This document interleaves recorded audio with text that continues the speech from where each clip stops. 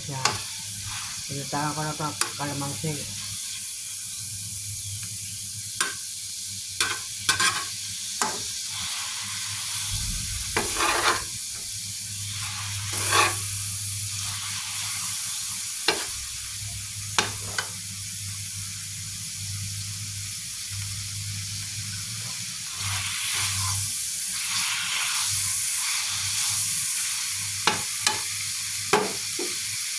Ayan ko siya maprito sa kanyang sariling mantika.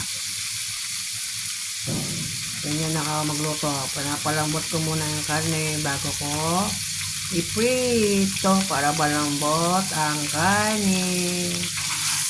Ganyan lang tayo magluto para hindi matigas ang karne. Pakaluan mo sa tubig na may toyo. Malapit na may higa, pinagtala ko na ng kalamansi. Ganun lang yun.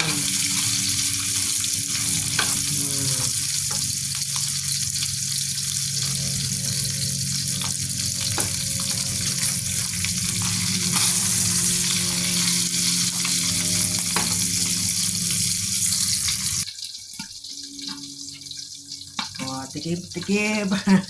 Sarap pagluto talaga. Oh. Sarap malambot.